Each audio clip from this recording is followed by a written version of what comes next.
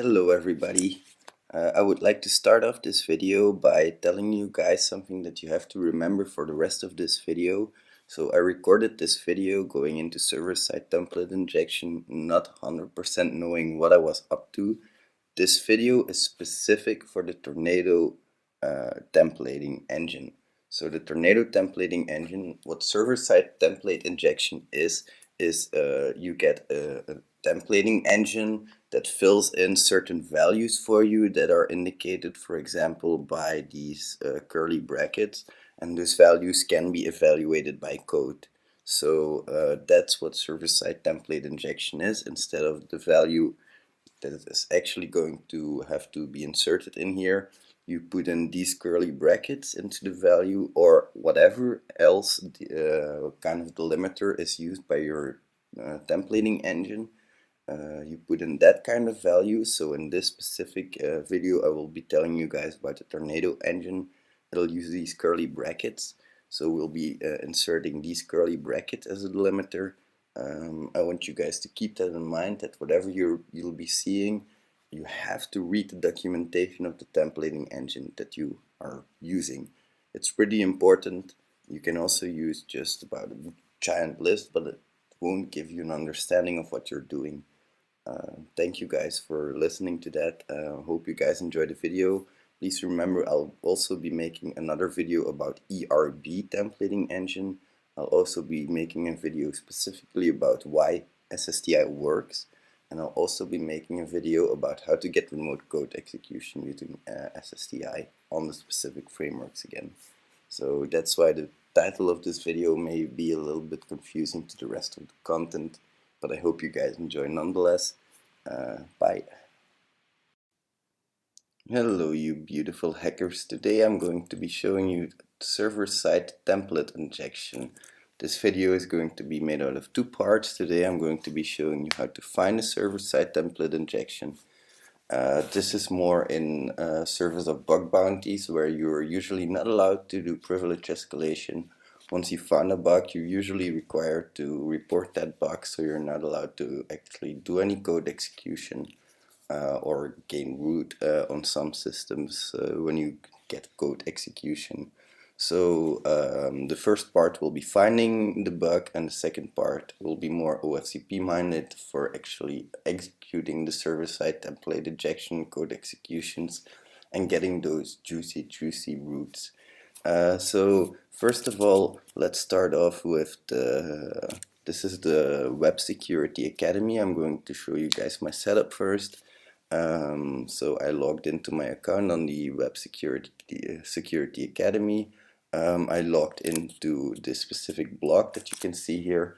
And now the first thing I wanted to do is I'm going to go to my account and I'm going to check out what I can do. So as you can see, I can pick what is what is shown as my preferred name. So for example, I can pick my nickname here, and I can set my nickname as my preferred name. Okay, so that's interesting.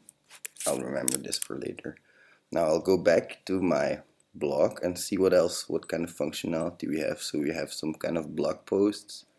Let's view a single blog post, see what we can do. Apparently we can put a comment in here. Let's post a comment. Alright, our comment has been submitted. Let's see what it looks like. And apparently we made our comment, so that's all pretty nice and dandy. Let's check it out in other ways. Let's check it out in here. So we did a few things in Burp Proxy. We got the account using the ID wiener.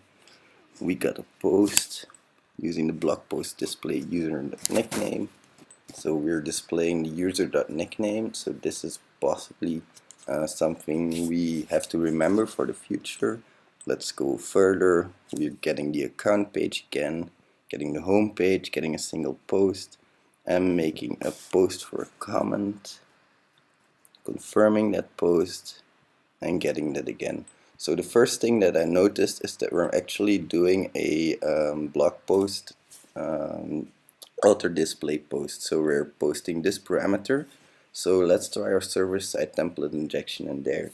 So what we're going to do is, first we're going to so-called close, or of course send this to repeater our request first, not the sequencer, the repeater.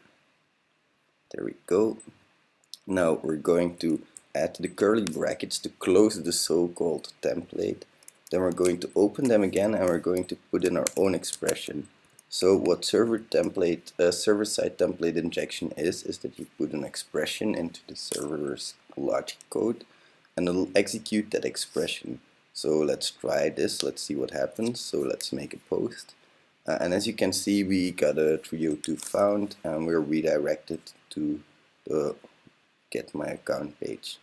Alright, so that's pretty much that's pretty good. Let's see on my account what happened.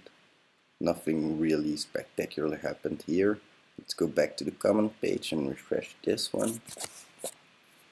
And as you can see now, it's displaying my nickname as it's supposed to do, and it's also displaying my expression. So for server-side template injection, what I usually do is, you guys saw me type the expression 7 times 7 between the curly brackets. That's something I have in I usually have a list of naughty strings that I use when I visit a website. And I enter those naughty strings into every single field that I can find. And when I suspect that there is server-side template injection, I usually inject this expression as well. I usually do a cross-site scripting vector, I do a server-side template injection vector. There are a few other things that you can do. Also, Burp Pro warns you when you can do an active scan. Not all targets allow active scans, but when they do, Burp Pro can warn you of it. So that's pretty much how you can find your server-side template injections. You enter your expressions between your curly brackets and you check if they are evaluated. If they are evaluated, you have a server-side template injection. Your next step as a bug bounty hunter would be to report this. You got code execution. But if you want to do a proper pen test and you're allowed to fully penetrate your system, then you can also test if you can get root using this way, or if you can get shell on the system. Thank you guys for watching. If this video brought any value to your life, please leave a like. Also subscribe to my videos if you like them. I left a link to Twitter in the description box below, and I also left a link to a Slack group that you guys can join. The Slack group gets to see the videos first before I release them. One thing I also wanted to ask you guys is if you guys could leave a comment giving me any suggestions, that would be really helpful. I would like to thank you guys for watching, and I hope I'll see you in the next video. Bye.